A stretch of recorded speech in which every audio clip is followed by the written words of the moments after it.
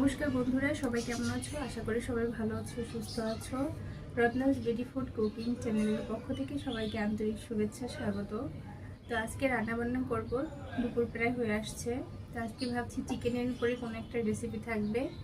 তো বাজার থেকে চিকেন নিয়ে এসেছি, এই যে একটা গোটা চিকেন নিয়ে এসেছি। এখন এটা কেটে দেবো।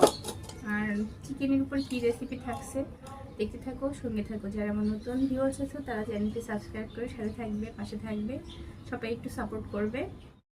তো মুরগিটা এবার কেটে নিচ্ছি। তো মুরগিটা আমি একটু বড় বড় করেই কাটবো, যেহেতু ফার্মের মুরগি এমনিতেই অনেক নরম হয়ে যায় রান্না করলে, তার জন্য আমি একটু পিসগুলো বড় বড় করে নিচ্ছি। তো বন্ধুরা, মাংসটা কাটতে থাকি। আর একটা কথা হচ্ছে যে আসলে আমার চ্যানেলটা অনেক স্বপ্ন নিয়ে খুলেছিলাম, কিন্তু প্রায় 1 বছর হতে যাচ্ছে, এখনও চ্যানেলটা গ্রো করতে পারিনি। জানি না কবে গ্রো হবে, নাকি আদৌ সাকসেস হতে পারবো কিনা তাও জানি না, তবে দেখতেছি। মাংস কাটা কমপ্লিট। এই যে একটু বড় বড় করে মাংসের পিসগুলো করে নিয়েছি, কারণ বেশি একটা ছোটো করিনি। তো মাংস কাটা কমপ্লিট। আর মাংসের যে সিনার যে মাংসগুলো, এগুলো রেখে দিলাম। এগুলো দিয়ে মেয়েকে নুডলস বা পাস্তা রান্না করে দেব, এগুলোর দরকার নেই, তার জন্য রেখে দিলাম, আস্তে আস্তে করে রেখে দিলাম। তো এখন মাংসটা ধুয়ে ভালো করে রান্নার অন্য মশলাপাতি করে রান্নাটা বসিয়ে দেব। তো বন্ধুরা, সাথে থাকো, দেখতে থাকো, ভিডিওটি প্রথম থেকে শেষ পর্যন্ত দেখবে, স্কিপ না করে। তো চলো রান্নাঘরে যাই। আমি গাছ খুব ভালোবাসি, তাই বারান্দায় ছোট পরিসরে কিছু গাছ লাগিয়ে রাখি, নিজের ভালোর জন্য, ভালো লাগে তার জন্য। তবে বাসা বাড়িতে গাছ লাগানোর অনেক ক্ষতিও আছে, কারণ এখানে নিজের ইচ্ছা মতো গাছ লাগানো যায় না। আবার বাসা চেঞ্জ করার ক্ষেত্রে দেখা যায় তখন আবার এগুলো টানাটানি করাও খুবই একটা দুরূহ ব্যাপার হয়ে যায়। তারপর আরও একটা বিষয় থাকে, অনেক বাসার মালিকরা এগুলো অ্যালাউ করে না। তাদের নাকি জানালায় জং ধরে যায়, গ্রিল নষ্ট হয়ে যায়, তার জন্য গাছ লাগাতে দিতে চায় না। তো সেম আমারও এরকমই প্রবলেম। তো তারপরে দেখি কি করা যায়। ভেবেছিলাম বারান্দার খুব সুন্দর করে সাজাবো মনের মতো করে, কিন্তু মাঝে মাঝে কিছুই ইচ্ছা করে না বিভিন্ন কথাবার্তার জন্য। যাই হোক, তারপরে দেখো আমার বাগানটা কিন্তু বেশ সুন্দর সেজে উঠেছে। আর এদিকে এখন আমি মাংস কেটে এই যে কিছু মশলাপাতি করে নিচ্ছি। এখানে পেঁয়াজ রসুন আদা পেস্ট করে নিয়েছি, তারপর এখানে কাজু বাদাম পেস্ট করে নিচ্ছি। তো বন্ধুরা, মশলা করে এবার রান্নাঘরে চলে আসলাম। তো প্রথমে আমি চিকেনটা লবণ হলুদ দিয়ে মেখে নিচ্ছি। তো চিকেনটা আমি প্রথমে একটু তেলে ভেজে নেব, যেহেতু ব্রয়লার মুরগি, আমি একটু অন্যভাবে আজকে রান্নাটা করছি। তো প্রথমে আমি কড়াইতে এই যে তেল দিয়ে দিচ্ছি, সাদা তেল। তেলটা গরম হতে হতে আমি এবার মাংসগুলো একে একে ভাজতে দিয়ে দেব। মাংসগুলো একটু লাল লাল করে ভেজে নিতে হবে। তো বন্ধুরা দেখো, এই যে চিকেন হলুদ মরিচ দিয়ে একটু হালকা মাখিয়ে নিচ্ছি হাত দিয়ে নেড়ে চেড়ে। তো এখন আমি মাংসগুলো মাখিয়ে ভালো করে ভেজে নেব। তো তেল গরম হয়ে গেছে, এরপরে আমি একে একে চিকেনগুলো দিয়ে দিচ্ছি। সবগুলো চিকেন এভাবে সুন্দর করে দিয়ে আস্তে আস্তে করে সাজিয়ে উল্টে পাল্টে ভেজে নেব।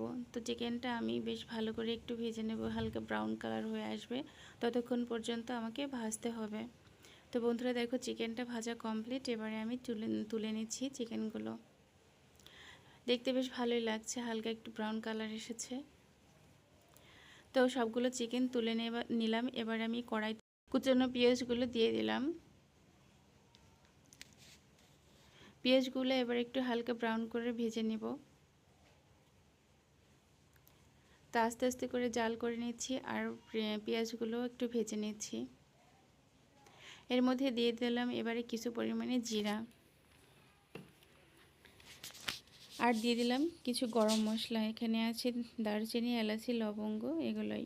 আর এর মধ্যে এখন দিয়ে দিচ্ছি পেঁয়াজ রসুন আদা পেস্ট দিয়ে এবার কিছু পরিমাণ নাড়াচাড়া করে নেব। আর আরেকটা মশলা এদিকে আমি নিয়ে নিচ্ছি। এখানে দিয়ে দিলাম লবণ স্বাদমতো, হলুদ গুঁড়ো, মরিচের গুঁড়ো, ধনিয়া গুঁড়ো আর জিরার গুঁড়ো।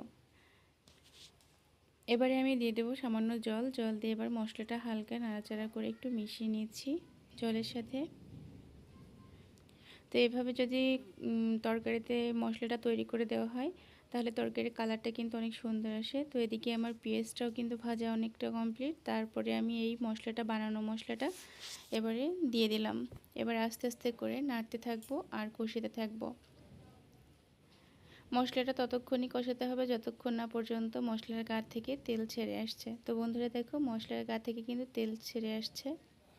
এরপর আমি এর মধ্যে দিয়ে দিলাম কাজু বাদাম বাটা, 2 চামচের মতো কাজু বাদাম বাটা দিয়ে দিলাম।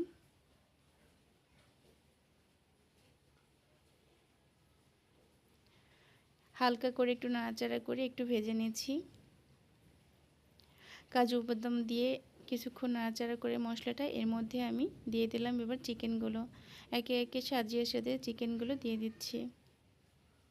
দারুণ কিন্তু একটা গন্ধ বের হয়েছে কাজু বাদামটা দেওয়ার পরে। আজকের রান্নাটার কী যে নাম দেবো বুঝতে পারছি না, তারপরও একটা ভেবে রেখেছি নাম দিব, কারণ রান্নার ধরন অনুযায়ী তো সেটা তোমাদেরকে লাস্টেই বলছি। তো এই যে চিকেনগুলো দিয়ে আবারও একটু নাড়াচাড়া করে নিলাম। এরপরে আমি এর মধ্যে দিয়ে দিলাম কিছু পরিমাণে পেঁয়াজের পাপড়িগুলো ছুলে আলাদা করে একটু গোটা গোটা করে কেটে নিয়েছিলাম। তো পেঁয়াজের পাপড়িগুলো দিয়ে এবার আর একটু নাড়াচাড়া করে নিচ্ছি।